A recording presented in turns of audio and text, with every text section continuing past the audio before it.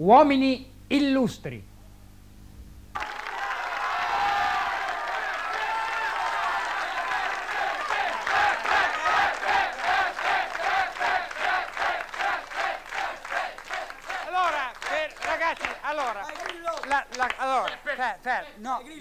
Non approfittate per andare. Dunque, per la serie Uomini illustri, vi parlerò di una persona che so benissimo che non conoscete, proprio perché è un personaggio illustre. Benvenuto Cellini. Benvenuto Cellini è stato forse il più grande, in assoluto, il più grande contapalle dalla storia. No, perché sembrano cose che io mi invento per far ridere, do del contapalle a uno come Benvenuto Cellini. Io ho letto la sua autobiografia, scritta in volgare, in italiano volgare, più o meno come i libri di Moravia. Allora, fermi! E c'è tutta la sua biografia scritta da lui di com'era e come non era. E io vi dico, ve lo giuro, credetemi, che tutte le cose che vi dico sono vere, prese da questo libro. Autobiografia di Benvenuto Cellini. Nato a Firenze nel 1500, suo padre, lui diceva che la sua discendenza proveniva da un capitano di Giulio Cesare. Invece suo padre suonava il piffero e aveva una fame, proprio era ridotto, invece lui era contapalle pauroso.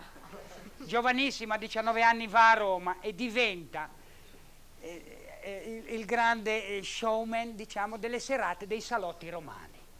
E si inventava una cultura che non aveva. Cioè lui andava in questi salotti romani e diceva: l'avete letto il libro di Pralotti Giallolini sulla quaglia? E tutti i romani, oh sì, l'abbiamo letto, perché a Roma ci cadono, sai, quelle cose lì ancora oggi. Quando era a Roma c'era la guerra contro i lanzichenecchi, lui nella sua autobiografia, scusate, dice che ha vinto i lanzichenecchi da solo. Lui dice che ha sparato con un corpo d'archibugio e ne ha ammazzati 30. Con un archibugio, 30 generali lanzichenecchi. Ferma che no. Girava per le strade di Roma sempre imbriaco, risse da tutte le parti e alle cene, sempre in questi salotti, portava dei travestiti. Arrivava lì con questi travestiti, tutti i romani: oh, chi è questa? Piacere, Cinzia. Poi li spogliava e i romani si divertivano, perché ci cadono ancora adesso i romani, figurati un po'. Allora diventa che a Firenze comincia a fondere, a fare gioielli. Allora il cardinale Santa Croce, ora stanno ridendo perché se vedete l'immagine un po' tremolante, c'è un cameraman che sta facendo così. Sono cose vere. Il cardinale Santa Croce porta lì un anello per fondere e gli dice: fondimelo, pezzo d'asino. Lui fa finta di niente, il giorno dopo, vi giuro, lo aspetta, appena si affaccia al cardinale dalla finestra, con l'archibugio e colpisce un piccione. Lo processano, lui va lì col piccione e dice: guardate, io ho tirato un piccione, e lo assolvono perché a Roma ci cadono. Arriva e cominciano a darsela un po' a Roma, che lui faceva dei manesi, delle cose, sai, commerciava in oro, e comincia a rubare a chi? Al Papa Paolo III. Ora, il Papa Paolo III aveva un figlio di nome Pierluigi. Sì. No, ecco, vedete che sembrano storie. Il Papa aveva un figlio di nome Pierluigi che aveva un cavallo con scritto: non correre, pensa al tuo Papa. Questo Pierluigi. Fermi un po', fermi un attimo. Il figlio del Papa, guardate che il figlio del Papa Pierluigi a sua volta aveva un figlio che l'avevano fatto arcivescovo a 14 anni. Te lo immagini un arcivescovo a 14 anni con il bastone, le cose di velluto e il Big Jim in mano? Allora, portavano roba, gli portavano. Allora il Papa portava a Cellini l'oro da fondere, lui faceva le sue statue e gli restituiva delle statue di Vermeil. Allora lì cominciano, lo processano e lo condannano, perché puoi fare tutto ma il Papa non si tocca. Lo condannano e va in galera. Qui ci sono, guarda, vi prego di credermi perché sono cose incredibili. Il direttore del carcere era uno più pazzo di Benvenuto Cellini. Era un paranoico. Allora, un giorno era convinto di essere un otre, vi giuro, e si metteva in un angolo e aspettava che lo riempissero. Ti dico, il giorno dopo un ranocchio, allora prendeva mosche da tutte le parti. Il Cellini dice, io qua non ce la faccio più, la galera la faccio, ma un direttore così non resisto, perché...